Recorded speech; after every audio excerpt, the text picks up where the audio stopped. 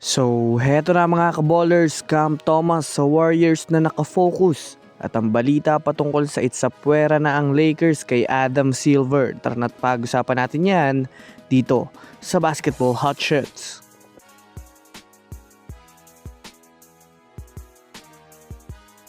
Kasalukuyang marami nga ang nalulungkot ngayong mga fans ni Russell Westbrook matapos inanunsyo nga nito ang kanyang retirement kaninang madaling araw.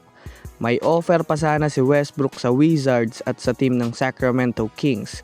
Ngunit mas pinili niya na ipaubayan na lang ito mga kaballers at tuluyan ng magpahinga sa paglalaro.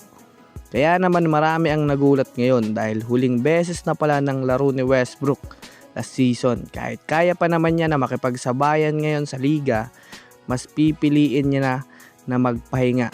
Salamat Brody sa matinding karera mo sa NBA. Literal na inaabangan ngayon mga kaballers ang magiging opening night. Unang magtatapat ang team ni LeBron James na 76ers kontra sa defending champion na New York Knicks.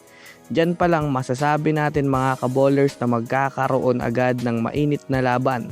Kahit man nga po nakabuo ang Sixers ng malakas na lineup, mayroon pa ring magiging pride ang New York Knicks dahil sa kanilang pagiging defending champ. Hindi papayag ang Knicks na basta-basta lang balahurain ng Sixers sa kanilang magiging tapatan dahil sila ang may titulo ngayon. Bukod pa dyan, ang tapatang Thunder versus Spurs. Yan talaga mga kaballers, mainit yan.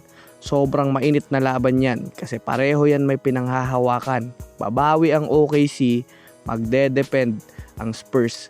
Pero kahit na ganun mga kaballers, napakainit pa rin ngayon ng naging issue ng Lakers. First time kasi in 8 years mga kaballers na hindi sila nagawang i-line up sa first opening night ng NBA. Marahil isa sa dahilan nito mga kaballers, yan ay ang pag-alis ni LeBron sa kanila. Hindi na rin naman nga gaanong kalakas ang fanbase ngayon ng Lakers dahil na rin naman sa nagsilipatan na nga ang mga fans ni LeBron sa mismong Philadelphia 76ers. Kailangan lang talaga ni Luka na paghusayan at gumawa ng magandang legacy para sa Lakers. Sa kabilang banda naman, nabuhay muli mga kaballers ang pagbabalik interes ng Warriors kay Cam Thomas. Isa sa mga dahilan nito, yan ay ang pagkakaroon ng usap-usapang mayroong mutual interest ang dalawang kampo ni Cam Thomas at ng Golden State Warriors.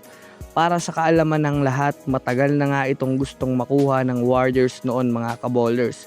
Sadyang pinrioritize lang talaga ng Warriors na makakuha ng big man dahil wala silang legit na sentro ng nakaraan. Ngayon, mayroon na silang 4 na legit na center. Maaari na nilang isign si Cam Thomas sa veteran minimum contract deal.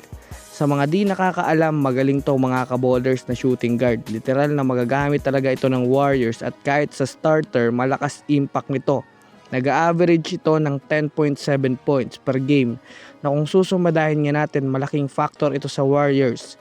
Mayroon din itong mataas na shooting percentage.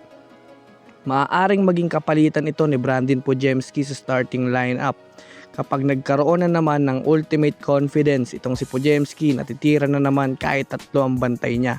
Kaya abangan natin ito mga kaballers.